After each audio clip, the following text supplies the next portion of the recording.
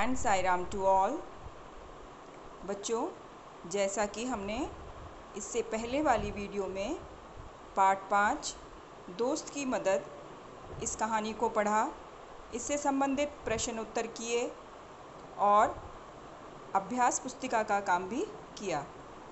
इस वीडियो में हम इसी पाठ से संबंधित कठिन शब्द, शब्द अर्थ, वाक्य प्रयोग तथा कुछ और अन्य प्रश्न उत्तर करेंगे, जो कि हम अपनी नोटबुक में करेंगे। तो चलिए शुरू करते हैं पार्ट 5 दोस्त की मदद।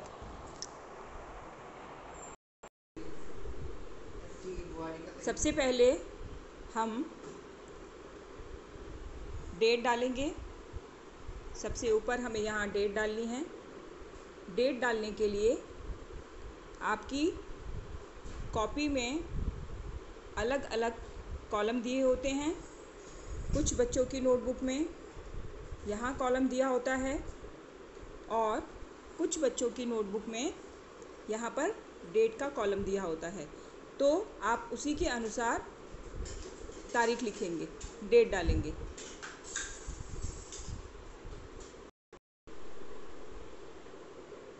सबसे ऊपर पहली लाइन में आपको पाठ का नंबर और पाठ का नाम लिखना है। तो यहाँ सबसे ऊपर आप लिखेंगे पाठ 5। उसके बाद आपको लिखना है पाठ का नाम दोस्त की मदद। चलिए अब कठिन शब्द शुरू करते हैं। इस पाठ से संबंधित कुछ कठिन शब्द दिए गए हैं।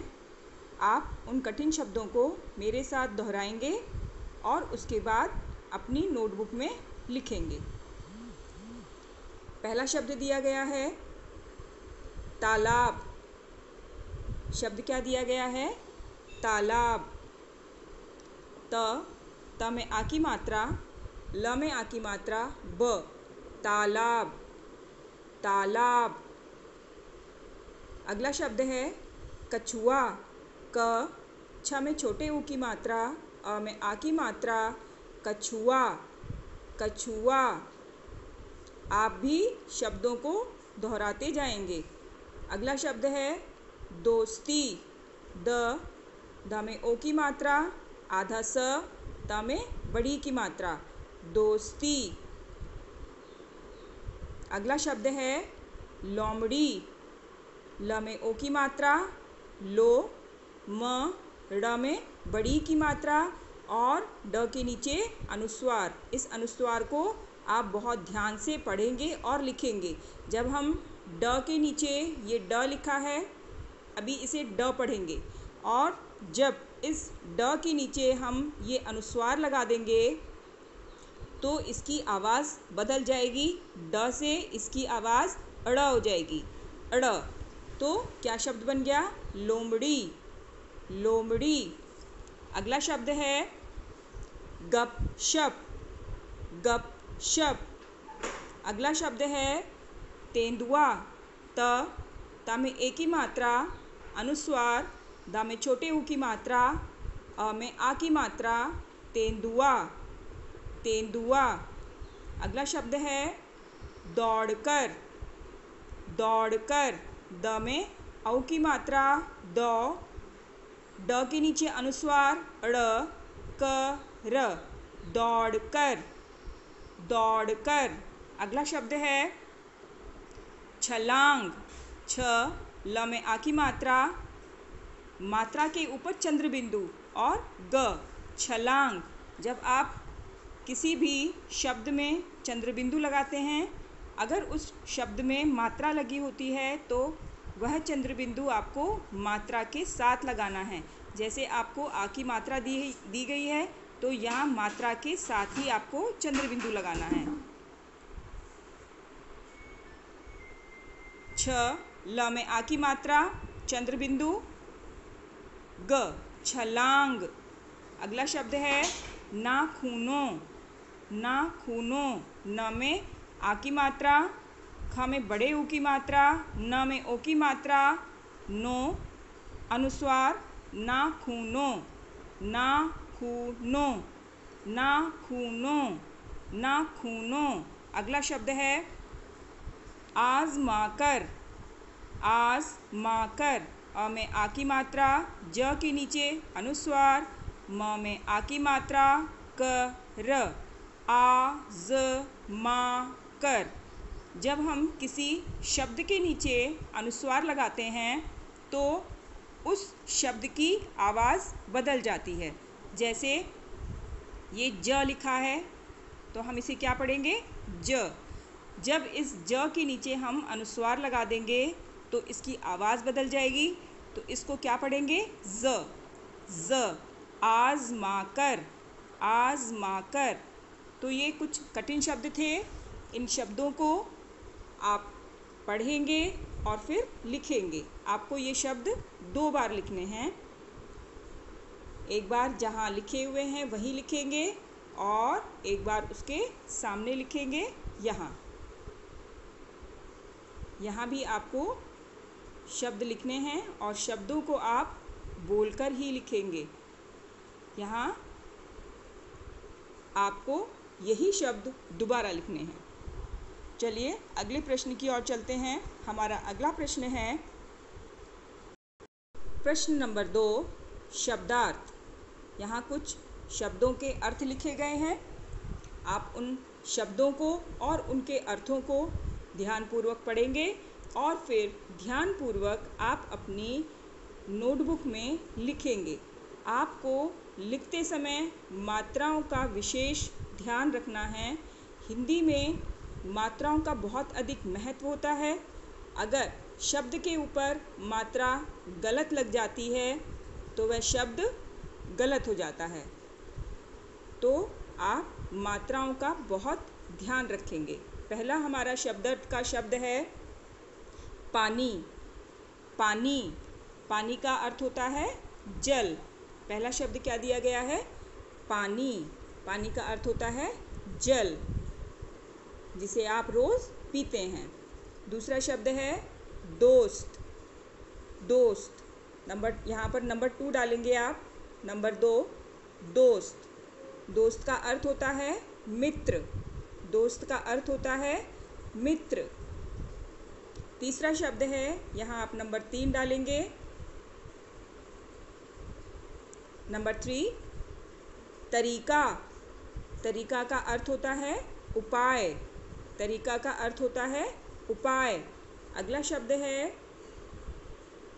शब्द दिया गया है नंबर 4, धीमी। धीमी का अर्थ होता है धीरे। धीमी। धीमी का अर्थ होता है धीरे। 4 शब्द और उनके अर्थ लिखे गए हैं। आप इन शब्दों को तथा उनके अर्थ को बोलकर लिखेंगे। अगला हमारा प्रश्न है प्रश्न नंबर 3, वाक्य प्रयोग। यहाँ कुछ शब्द लिखे गए हैं और उसके सामने उन्हीं शब्दों से संबंधित उनके वाक्य दिए गए हैं। आप जो वाक्य मैंने लिखे हैं आप उन्हें भी लिख सकते हैं, और अगर आप अपनी तरफ से कुछ वाक्य बनाना चाहते हैं तो आप अपनी तरफ से वाक्य बनाकर भी लिख सकते हैं। वाक्य बिल्कुल सही होना चाहिए, इस बात का आपको ध्यान रखना है। तो हमारा पहला शब्द है गपशप। पहला शब्द है गपशप। गपशप का अर्थ क्या हुआ? बातचीत करना। गपशप का अर्थ होता है बातचीत करना। तो मैंने क्या वाक्य बनाया है इसका? हमें पढ़ाई करते समय गपशप नहीं करनी चाहिए। हमें पढ़ाई करते समय गपशप नहीं करनी चाहिए। पढ़ाई करते समय गपशप करने से क्या होता है? आप जो काम कर रहे हैं, अगर आप याद कर रहे हैं तो वो आपको ठीक से याद नहीं होगा, और अगर आप लिख रहे हैं तो आप उसमें गलती कर सकते हैं। इसलिए पढ़ाई करते समय गपशप नहीं करनी चाहिए। अगला हमारा शब्द है पेड़। पेड़ आप सबने देखे हैं। तो पेड़ के ऊपर वाक्य है पेड़ हमारे लिए बहुत उपयोगी होते हैं। पेड़ हमारे लिए बहुत उपयोगी होते हैं। अगला हमारा शब्द है छलांग। छलांग मतलब एक जगह से दूसरी जगह छलांग लगाना, कूदना। तो यहाँ वाक्य बनाया हुआ है, बंदर एक पेड़ से दूसरे पेड़ पर छलांग मारकर पहुँच जाते हैं। बंदर एक पेड़ से दूसरे पेड़ पर छलांग मारकर पहुँच जाते हैं। जब आप चंद्रबिंदु लगाएंगे, अगर ल लिखा है और ल में आ की मात्रा है तो आप क्या ध्यान रखेंगे? जैसे आपने ये ल लिखा और ल में आ की मात्रा है तो इस आ की मात्रा के साथ चंद्रबिंदु लगाएंगे। और अगर शब्द में कोई मात्रा नहीं है, केवल चंद्रबिंदु है, तो आप अक्षर के ऊपर ध्यानपूर्वक चंद्रबिंदु लगाएंगे। चंद्रबिंदु कभी भी अक्षर के इधर उधर नहीं होना चाहिए। तो आप मात्राओं का विशेष ध्यान रखेंगे। मैं आपको हर वीडियो में यही समझाती हूँ कि आप हिंदी में लिखते समय और उसे पढ़ते समय भी मात्राओं का बहुत ध्यान रखें। हमारा अगला प्रश्न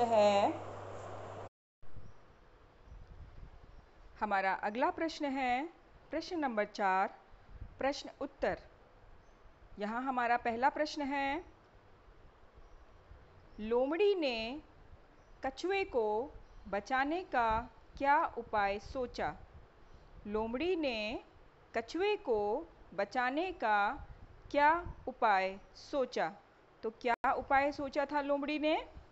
लोमड़ी ने, उत्तर है हमारा, लोमड़ी ने कछुए को बचाने के लिए तेंदुए से कहा कि कछुए को पानी में फेंक दो, जिससे उसका